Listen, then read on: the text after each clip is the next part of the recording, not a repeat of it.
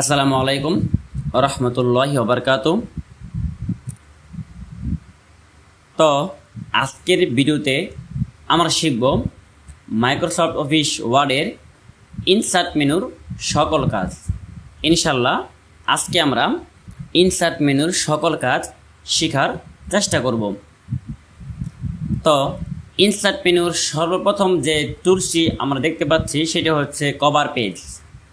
Cover page মানে হচ্ছে পেজের মলাট বা পেজের ফার্স্ট যে কভার লেটার থাকে সেটি। তো কভার পেজের আইকনে ক্লিক করার পরে আপনি এখানে দেখতে পাচ্ছেন যে এখানে কিছু রেডিমেড কভার পেজ তৈরি করে দেওয়া আছে। মূলত আমরা কিন্তু এগুলি ব্যবহার করি না, আমরা চাইলে এই শেপ থেকে নিজের মতো করে কাস্টমাইজ করে আমরা কভার পেজ তৈরি করে নেই। যদি আপনি মনে করেন যে আপনি এখান থেকে কোনো কভার পেজ নিয়ে কাজ করতে চান, তাহলে আপনি এই যে কোনো টেমপ্লেট সিলেকশন করার পরে এখানে আপনি নিজের মতো করে এখানে কাস্টমাইজ করতে পারেন। তো যেহেতু আমার এই টেমপ্লেটগুলি পছন্দ না বা আমি এগুলো নিয়ে কাজ করতে চাচ্ছি না, তার জন্য আমি remove current cover page click করে দিলাম। তারপর দেখতে পাচ্ছেন যে ব্ল্যাঙ্ক পেজ এবং পেজ ব্রেক এই দুটির মূলত একই কাজ। ব্ল্যাঙ্ক পেজ মানে খালি কাগজ এবং পেজ ব্রেক মানে এক পেজে লেখা শেষ করে এই পেজটি বাদ রেখে অপর পেজে এক ক্লিকে চলে যাওয়া। যেমন আমি মনে করেন যে এইখানে একটি লেখা লিখলাম, এক লাইন লিখলাম, এই পেজের মধ্যে আমার আর কোনো লাইন লেখার প্রয়োজন নাই। তখন আপনি কি করবেন, এই পেজ ব্রেকে ক্লিক করবেন, তাহলে দেখবেন যে উপরে পেজটি খালি রেখে আমার কার্সরটি কিন্তু 2 নম্বর পেজে চলে আসছে। যদি আমি এই কাজটি পেজ ব্রেকের সাহায্য ছাড়া করতে যাই, তাহলে আমার কিবোর্ড থেকে কিন্তু এন্টার বাটন প্রেস করে অনেকটা সময় নিয়ে আমার নিচের পেজে যেতে হতো। সেই কাজটি আমি শর্টকাটে কী করতে পারি, পেজ ব্রেকের সাহায্যে করতে পারি এবং ব্ল্যাঙ্ক পেজে কিন্তু সেম একই কাজ করে থাকে। দেখেন, যদি আমি এখানে কাজটা রাখি, মনে করেন যে আমার এই পেজের মধ্যে আর কোনো লেখালেখি করার প্রয়োজন নেই, আমি একটি ক্লিকের মাধ্যমে নিচের পেজে চলে যেতে চাই, তাহলে আপনি কী করবেন, এই ব্ল্যাঙ্ক পেজে ক্লিক করবেন। তো মূলত পেজ ব্রেক এবং ব্ল্যাঙ্ক পেজ কিন্তু একই কাজ। আমি ব্ল্যাঙ্ক পেজে ক্লিক করে নিচে 2 নম্বর পেজে চলে গেলাম। আশা করি সবাই বুঝতে পারছেন যে আমরা পেজ ব্রেক এবং ব্ল্যাঙ্ক পেজের কাজ কী। তারপর হচ্ছে সবচেয়ে গুরুত্বপূর্ণ ইনসার্ট মেনুর সবচেয়ে গুরুত্বপূর্ণ যে কাজটি সেটি হলো টেবিল। এখন আপনারা বলতে পারেন যে টেবিল এই টুলসের কাজটি দিয়ে আমরা কী কী করতে পারি। আপনি যখন কোনো একটি মসজিদ কমিটির যে কোনো একটি কমিটির তালিকা তৈরি করতে যান, তখন কিন্তু আমাদের টেবিল টুলস প্রয়োজন হয়। যখন আপনি কোনো একটি কাজের অভিজ্ঞতাকে সারিবদ্ধ আকারে সাজাতে চান, তখন কিন্তু আমাদের টেবিলের কাজ প্রয়োজন হয়।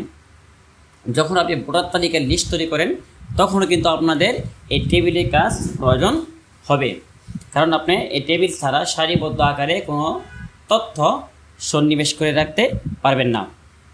তো টেবিলটা যেহেতু খুবই গুরুত্বপূর্ণ, সবাই মনোযোগ সহকারে দেখুন আমরা টেবিলের কাজটি কীভাবে করতে পারি। তো টেবিলের কাজটি করার জন্য আমি চলে গেলাম টেবিলের আইকনে ক্লিক করার পরে আপনি চলে যাবেন ইনসার্ট টেবিল। মনে রাখবেন, আপনি চাইলে এখান থেকেও টেবিল নিতে পারেন, কিন্তু এখান থেকে আমি মন মতো করে টেবিল নিতে পারবো না বিদায় আমি ইনসার্ট টেবিল অপশনে চলে গেলাম। এখানে দেখতে পাচ্ছেন নাম্বার অফ কলামস। এখন আমার এখানে কয়টি কলাম প্রয়োজন, আমি চাইলে এখানে আমার মন মতো যতগুলি সংখ্যা দরকার আমি ওগুলি বসিয়ে দিতে পারবো। মনে করলাম আমার এখানে 5টি কলাম প্রয়োজন। নাম্বার অফ রোস, আমার কটি সারি প্রয়োজন, আমি ধরে নিলাম যে আমার এখানে 10টি সারি প্রয়োজন। ওকেতে প্রেস করলাম, দেখতে পাচ্ছেন 5টি কলাম এবং 10টি সারি নিয়ে কিন্তু আমার একটি টেবিল তৈরি হয়ে গিয়েছে। এখন আপনি এখানে চাইলে কী করতে পারেন, মনে করেন যে এই মাঝখানে 3টি দাঁড়িয়ে আমার প্রয়োজন নেই, তাহলে আপনি কী করবেন, ইরেজারের সাহায্যে আপনি এখানে ক্লিক করে 3টি দাঁড়ি কেটে দিতে পারবেন। এখন যদি মনে করেন যে আমার মাঝখানে এইভাবে লম্বালম্বি একটা দাড়ি দেওয়া প্রয়োজন, তাহলে আপনি কী করবেন, এই ড্র টেবিলের সাহায্যে মাঝখানে একটা দাড়ি দিয়ে দিবেন। এখন যদি আমি মনে করি যে এখানে কিছু লেখা লিখলাম, লেখালেখি করার পর আমার কাস্টমার বা আমার ক্লায়েন্ট আমাকে বলতেছে এই লেখালেখি করার উপরে আমার আরও একটি সারি প্রয়োজন, তাহলে আপনি কী করবেন, তাহলে আপনি এখানে কার্সর রেখে আপনি চলে যাবেন লেআউট অপশনে। লেআউটে চলে যাওয়ার পর আপনি দেখতে পাচ্ছেন যে ইনসার্ট অ্যাবভ। যদি আমি উপর দিকে রো বা সারি বাড়াতে চাই তাহলে আমরা কী করবো, ইনসার্ট অ্যাবভ। যদি নিচের দিকে বাড়াই তাহলে ইনসার্ট বেলু। যদি লেফটে আমি কোনো কলাম বাড়াতে চাই তাহলে ইনসার্ট লেফট। যদি ডান দিকে আমি কোনো সারি বাড়াতে চাই তাহলে আমি কী করবো, ইনসার্ট রাইট। তো যেহেতু আমি উপরের দিকে একটি সারি বাড়ানোর প্রয়োজন বোধ করতেছি, তো সেহেতু আমি ইনসার্ট অ্যাবভ বাটনে ক্লিক করব। এখন দেখতে পাচ্ছেন যে আমার উপরে কিন্তু একটি সারি তৈরি হয়ে গেছে।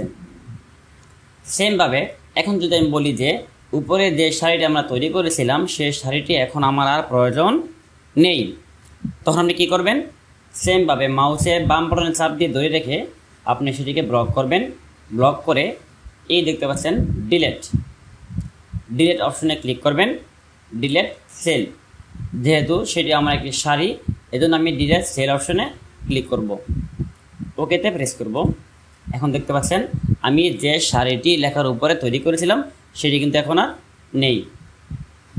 তারপর হচ্ছে মনে করেন যে আমি একটা লেখা লিখলাম টেবিলের ভিতরে, এই লেখাটিকে চাইলে আমি লম্বালম্বি করে দিতে পারি। তার জন্য আপনার যেতে হবে লেআউট থেকে টেক্সট ডিরেকশন অপশনে।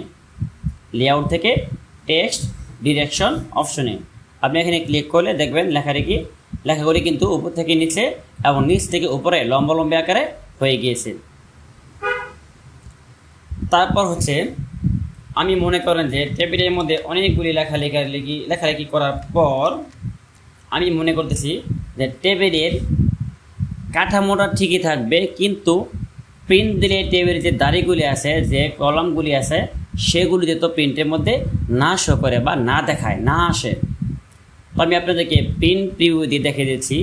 আমি প্রিন্ট প্রিভিউ দেখি, এখন দেখতে পাচ্ছেন আমার টেবিলের মধ্যে কিন্তু দাড়িগুলি সবগুলি দেখা যাচ্ছে। টেবিলের আকৃতি কিন্তু আমি এখানে সম্পূর্ণ বুঝতে পারছি।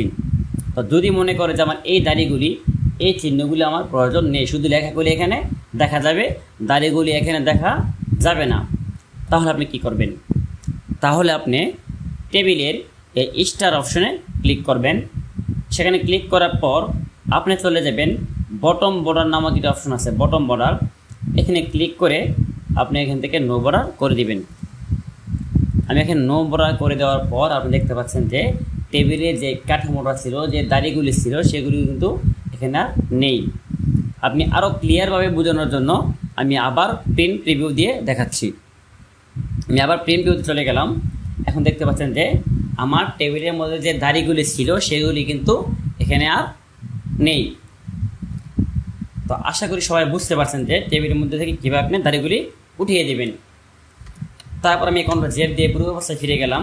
এখন দেখতে পাচ্ছেন যদি আপনি মনে করেন যে টেবিলে এই দাড়িগুলি কোনো একটি ঘর বড় করা প্রয়োজন অথবা কোনো একটি ঘর ছোটো করা প্রয়োজন, তাহলে আপনি এই দাড়ির মধ্যে মাউস পয়েন্টার যখন রাখবেন তখন দেখবেন এরকম একটি চিহ্ন চলে আসবে। তখন মাউসের বাম বাটনে ড্র্যাগ করে সেটিকে আপনি মন মতো কমাতে এবং বাড়াতে পারবেন। এবং তারপর আমি যদি মনে করি যে আমি টেবিলের সবগুলি কলাম, সবগুলি দাড়ি সমান আকারে একই সাথে বড় করব, তাহলে আপনি টেবিলের এই কর্নারে চলে যাবেন। সেখান থেকে আপনি মাউসের বাম বাটনে চাপ দিয়ে ধরে রেখে মন মতো নিচের দিকে টান দিয়ে এটিকে বড় করে দিতে পারবেন। তো এই ছিল মূলত আপনার টেবিলের কাজ। তারপর আপনার চলে যাব পিকচার। আমরা কথা চলে যাব এখন পিকচার টুলসে। যখন আমরা কোনো সিভি তৈরি করি তখন কিন্তু আমাদের পেজের এই কর্নারে একটি ছবি বসানোর প্রয়োজন হয়। তো সেক্ষেত্রে আমরা কী করব, আমরা পিকচার টুলসে চলে যাব। পিকচার টুলসে যাওয়ার পরে আপনি ছবিটি যেখানে রেখেছেন, আপনার ছবিটি যেইখানে আছে আপনি সেখানে যাবেন। সেখানে যাওয়ার পর সেখান থেকে আপনি একটি ছবি কী করবেন, সিলেকশন করবেন। ধরুন আমি এখান থেকে কোনো একটি ছবি সিলেকশন করে দিই। মনে করে আমি এই ছবিটি সিলেকশন করলাম, করার পর আপনি কী করতে পারেন, দেখেন এখন কিন্তু ছবিটা আমার নড়তেছে না। তাহলে আমি কী করব, টেক্সট র্যাপিং থেকে in front of text, text wrapping থেকে ইন ফ্রন্ট অফ টেক্সট দিয়ে আমি ছবিটিকে কী করে দেবো, ছোটো করে দেব। দেওয়ার পর আমি যেখানে বসানোর প্রয়োজন সেখানে নিয়ে বসিয়ে দেব। তো এটি ছিল আমার টেবিল টুলসের কাজ। টেবিল টুলসের মূলত কাজটাই হলো পেজের মধ্যে ছবি বসানো। Clip art save. মনে করেন আপনার পিকচারের মধ্যে কোনো ছবি নেই, তখন আপনি কাজটি শেখার জন্য বা কোনো একটি ছবি রেডিমেড বসানোর জন্য আমরা ক্লিপ আর্ট অপশনে ক্লিক করি। এখানে ক্লিক করার পর আপনি দেখবেন যে সার্চ ফর, এখানে আপনি মেন, বল, ব্যাট সেটা লিখবেন, দেখে গো বাটনে ক্লিক করবেন। দেখবেন যে আপনার সামনে এখানে কিছু ছবি ওপেন হবে। সেখান থেকে আপনার পছন্দ অনুযায়ী একই ছবি সিলেকশন করে নিয়ে নেবেন। আমি ধরেন এইখান থেকে এই ছবি সিলেকশন করলাম, একটু সময় দেবেন, যেহেতু এটি আমি একই বাটন থেকে সার্চ করে নিয়ে আসতেছি। তো সেখানে ক্লিক করার পর দেখবেন যে আমার এখানে কিন্তু একই ছবি চলে আসছে। সেম একইভাবে আমার এই ছবিটি কিন্তু নড়াচড়া করতেছে না। তার জন্য আমার পূর্বের মতোই কোথায় যেতে হবে, টেক্সট র্যাপিং থেকে ইন ফ্রন্ট অফ টেক্সট, এখানে ক্লিক করার পরে দেখবেন আমার ছবিটি কিন্তু অটোমেটিক নড়াচড়া করতেছে। আমি ছবিটি কেটে দেই, আমি আবার দেখাই আপনাদেরকে। এখান থেকে আপনি যে কোনো একটা ছবি ক্লিক করবেন, সেটি কিন্তু পেজের মধ্যে চলে আসলো। আসার পর ছবিটি কিন্তু আবার নড়াচড়া করতেছে না। তো আপনি কী করতে হবে, আপনার চলে যেতে হবে টেক্সট র্যাপিং, সেখান থেকে ইন ফ্রন্ট অফ টেক্সট, এখানে ক্লিক করার পরে আমার ছবিটি কিন্তু পেজের মধ্যে চলে আসছে। এখন আপনি চাইলে এই ছবিটির আকৃতি পরিবর্তন করতে পারবেন পিকচার শেপ থেকে। এরে গুল করে দিলাম, আপনি চাইলে এটাকে এরো করতে পারেন, অ্যাজ ইউর উইশ। আপনি এখান থেকে মন মতো ছবিটির আকৃতিও পরিবর্তন করতে পারবেন, অথবা চাইলে আপনি এখান থেকে কোনো 3D ইফেক্ট ব্যবহার করতে পারেন। যেমন এখানে অনেক ইফেক্ট দেওয়া আছে, আপনি চাইলে এখান থেকে এগুলিও ব্যবহার করতে পারেন। তারপর হচ্ছে আমাদের শেপ। আমাদের বিভিন্ন কাজের ক্ষেত্রে বিভিন্ন ধরনের শেপ প্রয়োজন হয়। যেমন আমরা যদি কোনো অ্যারো বাটন প্রেস করে কোনো দিক নির্দেশন দিতে চাই, যে বাম দিকে টয়লেট, অথবা বাম দিকে রাস্তা, অথবা ডানে টানুন, এরকম দেখবেন অনেক কিছু কিন্তু আমরা লিখে রাখি একটি অ্যারো চিহ্নর ভিতরে। তো এরকম অনেক ধরনের এখানে শেপ দেওয়া আছে। আপনি এখান থেকে আপনার প্রয়োজন অনুযায়ী আপনি কী করবেন, যে কোনো একটি শেপ বেছে নেবেন। তো আমি ধরেন আমি একটি অ্যারো শেপই নিলাম। শেপি নেওয়ার পরে এখানে একটা প্লাস চিহ্ন চলে আসবে। আপনি মাউসের বাম বাটনের চাপটি ধরে রেখে আপনার মন মতো একটি অ্যারো তৈরি করবেন। তৈরি করার পর আমি এই শেপের এটি কালার দিতে চাই। এটি কালার দিতে গেলে আপনার কী করতে হবে, শেপ ফিল মানে শেপের ভিতরের কালার।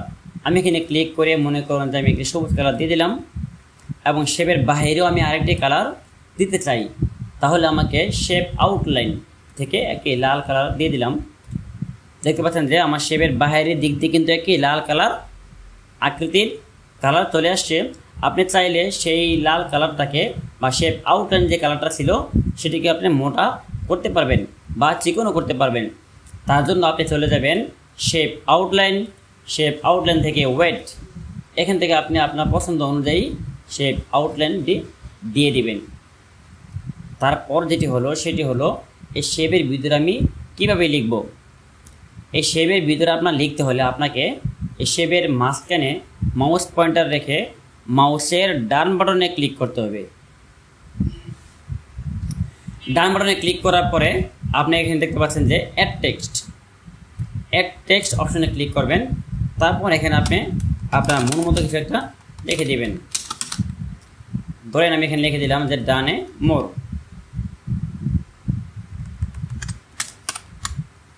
আমি এখানে লিখে দিলাম যে ডানে মোর। দেখতে পাচ্ছেন কিন্তু আমার সুন্দর একটি শেপ কিন্তু তৈরি হয়ে গিয়েছে। তারপর হচ্ছে যদি আমার একাধিক শেপ প্রয়োজন হয়, যেমন মনে করেন যে আমি এখান থেকে একাধিক শেপ নিলাম,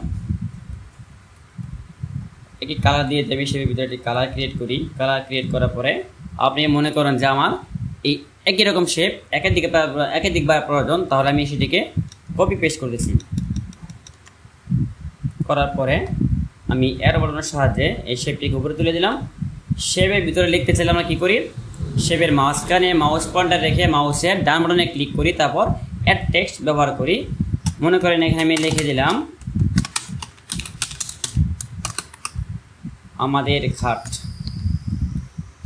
লিখে দিলাম। আমি একটি লেখা লিখলাম। আপনি তাহলে লেখাটির কালার কিন্তু চেঞ্জ করতে পারবেন পূর্বের মতোই। তো এটা দেখানোর মূল উদ্দেশ্য হলো এখানে কিন্তু আমি অনেকগুলি শেপ ব্যবহার করেছি একটি খাট তৈরি করার জন্য বা একটি শেপ তৈরি করার জন্য অনেকগুলি শেপ আমি ব্যবহার করেছি, কিন্তু যখন আমি কোনো একটি শেপ ধরে টান দেব তখন সেটি কিন্তু নির্দিষ্ট একটি শেপ কিন্তু চলে আসে। তো আমি এখন চাইতেছি যে আমার শেপগুলি যেন সবগুলি একসাথে থাকে। যখন আমি কোনো একটি শেপ ধরে টান দিব তখন যেন সম্পূর্ণ খাটটি আমার একসাথে চলে আসে, ইন্ডিভিজুয়ালি যেন কোনো একটা শেপ চলে না আসে, যেন সবগুলি একসাথে থাকে। মূলত সবগুলি শেপকে আমি একসাথে কী করতে পারি, গ্রুপ করে নিতে পারি। তার জন্য আপনাকে যা করতে হবে, আপনি প্রতিটি শেপে ক্লিক করে, আমি প্রথম শেপে ক্লিক করলাম, কিবোর্ড থেকে আপনি শিফট বাটনে ধরে রেখে প্রতিটা শেপে ক্লিক করবেন। এভাবে প্রত্যেকটা শেপ আপনি কী করবেন, সিলেকশন করবেন। সিলেকশন করার পরে শিফট ধরা থাকা অবস্থায় আপনি মাউসের ডাউনে ক্লিক করবেন। এখন শিফট ছেড়ে দিবেন, গ্রুপিং থেকে গ্রুপ অপশনে ক্লিক করবেন। এখন দেখবেন যে আমার সম্পূর্ণ খাটটি কিন্তু একসাথে হয়ে গেছে। আপনি যখন কোনো একটা শেপে টান দিবেন তাহলে কিন্তু আপনার একটা খাট সম্পূর্ণ আকারে নড়তেছে। তো আমি সবগুলি শেপ একসাথে কী করলাম, গ্রুপিং করে দিলাম। তারপর হচ্ছে আমাদের স্মার্ট আর্টটা মূলত হচ্ছে শেপের মধ্যে কাজ করে। আপনি এখানে ক্লিক করবেন, এখানে ক্লিক করার পরে এখানে কিছু রেডিমেড শেপ দেওয়া আছে। আপনি চাইলে এই রেডিমেড শেপগুলো নিয়ে এখানে আপনি কাস্টমাইজ করে কাজ করতে পারেন। তো যেহেতু আমাদের রেডিমেড শেপ প্রয়োজন নাই, আমরা চাইলে নিজের মতো করেই শেপ তৈরি করে নিতে পারি, সেজন্য এটি আমাদের কোনো প্রয়োজন নাই, আমি এটিকে ডিলিট করে দিচ্ছি। চার্ট, এই চার্টে মূলত আপনাদের যখন প্রয়োজন হয়, যখন আমি কোনো কোম্পানির লাভ লোকসান হিসেবে চার্ট আকারে প্রকাশ করবেন তখন আমাদের এই চার্ট টুলসটি প্রয়োজন হয়। তাছাড়া অফিসিয়াল বেশিরভাগ কাজের ক্ষেত্রে এটি আমাদের তেমন প্রয়োজন হয় না। যদি আপনাদের প্রয়োজন হয় তাহলে আপনি চার্টে ক্লিক করবেন, যেমন এখানে একটি অপশন বেছে নেবেন, বেছে নেওয়ার পর আপনি ওকেতে ক্লিক করবেন। এখন দেখতে পাচ্ছেন যে আমার এখানে কিন্তু 1 2 3 4 চারটা ক্যাটাগরি আকারে তৈরি হয়ে গেছে এবং প্রতিটি ক্যাটাগরির মধ্যে 1 2 3 এখানে দেখতে পাচ্ছেন 1 2 3 সিরিজ রয়েছে। চারটা ক্যাটাগরির মধ্যে প্রতিটা ক্যাটাগরিতে 3টে করে সিরিজ রয়েছে। আমার 1 নম্বর ক্যাটাগরি, এই দেখেন 1 নম্বর ক্যাটাগরির প্রথম যে সিরিজ, 1 নম্বর ক্যাটাগরির প্রথম যে সিরিজ এখানে দেওয়া আছে আমার 4.3। তার মানে কোম্পানি এই প্রোডাক্টটি দিয়ে গত বছর ভালোই লাভ করেছিল। এখন মনে করেন যে এবছর আমার তেমন লাভ হয়নি, এখানে লস হয়েছে, তাহলে আমি কী করব, এখানে কমিয়ে দিলাম সংখ্যা, তার বাইরে ক্লিক করবেন। এখন দেখতে পাচ্ছেন যে 1 নম্বর ক্যাটাগরির 1 নম্বর সিরিজটি কিন্তু আমার কমে গেছে। সেম একইভাবে আপনি মনে করেন যে আমার 1 নম্বর ক্যাটাগরির 2 নম্বর সিরিজ, 1 নম্বর ক্যাটাগরির 2 নম্বর সিরিজ এখানে দেওয়া আছে 2.4, কিন্তু আমার এবছর এই বিষয়ে ভালো লাভ হয়েছে বা ভালো বিক্রি হয়েছে, তো আমি এখানে বাড়িয়ে দিলাম, বাইরে ক্লিক করলাম। এখন দেখতে পাচ্ছেন আমার ক্যাটাগরি 1-এর 2 নম্বর সিরিজটি কিন্তু বড় হয়ে গিয়েছে। তো আপনার প্রয়োজন হলে আপনি এখান থেকে মন মতো করে কাস্টমাইজ করে আপনি এই চার্টটি তৈরি করে নিতে পারেন। তো যেহেতু এটি আমাদের তেমন প্রয়োজন হয় না, তার জন্য আমি এটির পিছনে বেশি সময় নষ্ট করলাম না। তারপর আপনি চলে যাবেন, এখান থেকে আমাদের যেগুলি তেমন প্রয়োজন নেই, আপনি চলে যাবেন হেডার এবং ফুটার। হেডার আমরা কখন ব্যবহার করি, আমরা হেডার তখন ব্যবহার করি যখন আমরা কোনো কোম্পানির পেজ তৈরি করি উপরে লেখার জন্য, তখন আমরা এই হেডারটা ব্যবহার করি। এই হেডারে ক্লিক করে এখানে কিছু অপশন দেখাবে, আমরা প্রথম অপশনটি সিলেকশন করে নিব। সেখান থেকে টাইপ টেক্সট এখানে আপনি আপনার কোম্পানির নামটি লিখে দেবেন। মনে করেন যে আমি লিখে দিলাম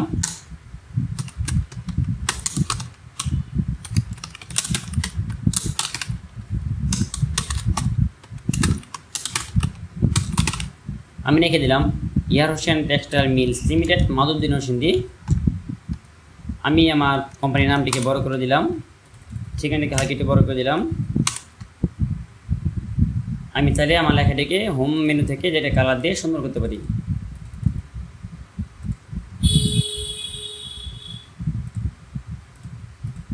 এখন দেখতে পাচ্ছেন যে আমার উপরে হেডিংটি কিন্তু কমপ্লিট হয়ে গিয়েছে। সেম একইভাবে আমার পেজের নিচে কোম্পানির ঠিকানা, কোম্পানির ওয়েবসাইট, কোম্পানির ইমেল অ্যাড্রেস, কোম্পানির মোবাইল নাম্বার ইত্যাদি দেওয়ার প্রয়োজন হতে পারে। তো সেক্ষেত্রে আপনি কী করবেন, ইনসার্ট মেনু থেকে ফুটার অপশনটি সিলেকশন করবেন, তারপর আপনি উপরের অপশনটি বেছে নেবেন। এখানে আপনি কোম্পানির ইমেল, কোম্পানির ওয়েবসাইট, কোম্পানির মোবাইল নাম্বার ইত্যাদি বিষয়গুলি লিখে দেবেন। মনে করেন আমি এগুলি লিখে দিলাম, কোম্পানির ইমেল, কোম্পানির মোবাইল নাম্বার, কোম্পানির ওয়েবসাইট। আমি আপনাদের কাজের সুবিধার্থে সময় যেন কম লাগে তার জন্য আমি এভাবে দেখিয়ে দিলাম। এখন দেখতে পাচ্ছেন আমি পেজের মধ্যে ক্লিক করার পরে আমার একটি পেজ কিন্তু তৈরি হয়ে গিয়েছে। এখন আমি যদি কন্ট্রোল এন্টার প্রেস করি অথবা ইনসার্ট থেকে পেজ ব্রেক করে আমি আরেকটি পেজ নেই, দেখতে পাচ্ছেন আমি যদি এখান থেকে আরেকটি পেজ নেই তাহলে দেখবেন যে অটোমেটিক আমার এখানে, দুঃখিত, আমার হেডারটি তৈরি হয়ে গেছে। এখন হেডার তৈরি হওয়ার পরে আমি আবার ফুটার অপশনটা বেছে নিলাম, কার্ড আমি সেভ করে নিই। এখন দেখবেন আমি যদি কন্ট্রোল এন্টার প্রেস করি তাহলে আমার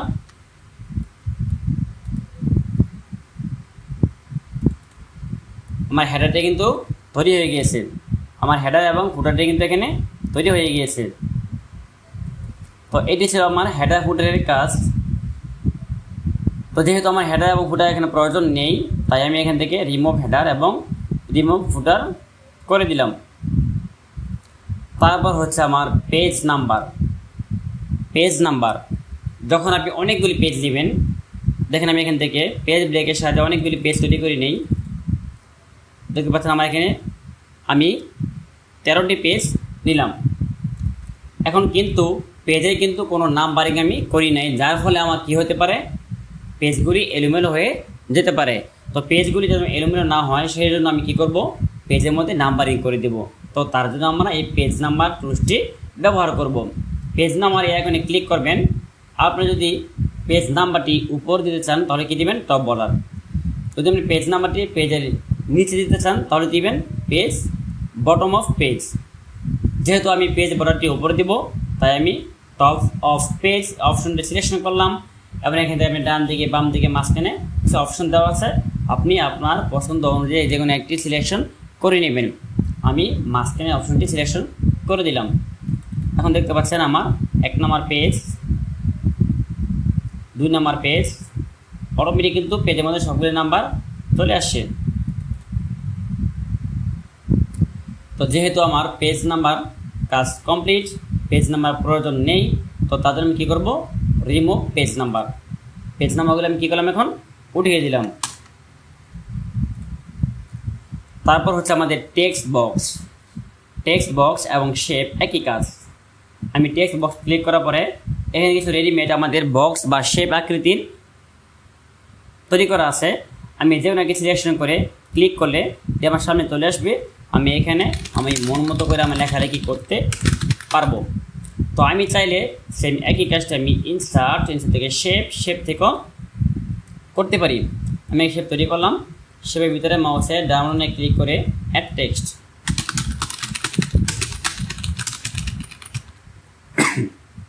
তো দেখতে পাচ্ছেন যে আমার মূলত এই শেপ এবং টেক্সট বক্স একই কাজ, একই রকম কাজ করে। তো যেহেতু আমার প্রয়োজন নেই আমি এটিকে বাদ দিয়ে দিলাম। তারপর দেখতে পাচ্ছেন কুইক পার্স। ইনসার্ট মেনুর মধ্যে আরেকটি কঠিন কাজ হচ্ছে কুইক পার্স, যেটি কিনা আমরা যখন বাংলায় কোনো ভগ্নাংশ তৈরি করতে যাই তখন আমাদের এই কুইক পার্স টুলসটি ব্যবহার করতে হয়। তো এই কাজটি একটু কঠিন, সবাই মনোযোগ সহকারে দেখবেন। আমি কুইক পার্সের আইকনে ক্লিক করলাম। এখানে ক্লিক করার পর আপনি চলে যাবেন ফিল্ড। কুইক পার্স থেকে ফিল্ড থেকে ক্যাটাগরিজ অপশনে এখানে নর্মালি দেওয়া থাকে অল। আপনি এখানে ক্লিক করে আপনি দিয়ে দিবেন ইকুয়েশনস অ্যান্ড ফর্মুলাস। তারপর আপনি চলে যাবেন ইকিউ, তারপর ফিল কোর্স, তারপর অপশনস, তারপর আপনি এখানে চলে যাবেন অ্যাড টু ফিল্ড। ব্র্যাকেটের ভিতরে আপনি সংখ্যা লিখবেন। আমি কমা প্রথমে লিখলাম 1, সেটি থাকবে উপরে, আমি কমার পরে লিখলাম 2, সেটি থাকবে নিচে। ওকে, এবং ওকেতে প্রেস করলাম। প্রেস করার পরে আমি লেখাটিকে ব্লক করে হোম মেনু থেকে বাংলা ভাষা করে দিলাম। দেখতে পাচ্ছেন আমার কিন্তু এখানে বাংলা ভগ্নাংশ তৈরি হয়ে গিয়েছে। তারপর হচ্ছে আমাদের ওয়ার্ড আর্টের কাজ। ওয়ার্ড আর্ট টুলসের কাজ। দুঃখিত। আপনি যখন কোনো লেখা স্টাইল বা বাঁকা করে লিখতে চান, তখন আপনি কি করবেন, এই ওয়ার্ড আর্ট টুলসটি ব্যবহার করবেন। যেমন আমরা যখন কোনো খেলার দাওয়াত কার্ড তৈরি করি এবং আমরা কোনো সিলেবাস তৈরি করি, তখন দেখবেন যে আমাদের সিলেবাসের প্রথমেই স্কুল বা মাদ্রাসা নামটি কিন্তু বাঁকা করে লেখা। তো মূলত সেই কাজটি করার জন্য আমরা এই ওয়ার্ড আর্ট টুলসটি ব্যবহার করে থাকি। তো আমি ওয়ার্ড আর্ট অপশনে ক্লিক করার পরে এখানে কিছু অপশন আমাদেরকে দেখাচ্ছে। আমি বাঁকা অপশনটি নেওয়ার জন্য আমি এই ওয়ার্ড আর্ট স্টাইল 3 এই অপশনটি বেছে নিলাম। ইউ টেক্সট হেয়ার, এখানে আপনি আপনার প্রতিষ্ঠানের নাম, আপনার মাদ্রাসার নাম বা আপনি স্কুলের নামটি লিখে দিবেন। আমি মনে করেন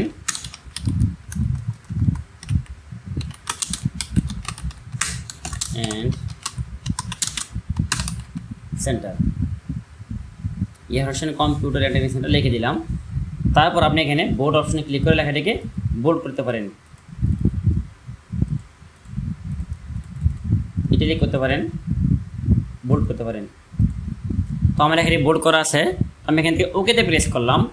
এখন দেখতে পাচ্ছেন কিন্তু আমার একটি লেখা তৈরি হয়ে গেছে। তো লেখা কিন্তু ছবির মতোই নড়াচড়া করতেছে না। তো তার জন্য আমাদের চলে যেতে হবে টেক্সট টাইপিং থেকে ইন ফ্রন্ট অফ টেক্সট। এখন আমি এই কর্নারে লেখাটিকে ধরে রেখে মাউসের বাম বাটনে চাপ দিয়ে আমি আমার মন মতো করে বাঁকা করে নিব।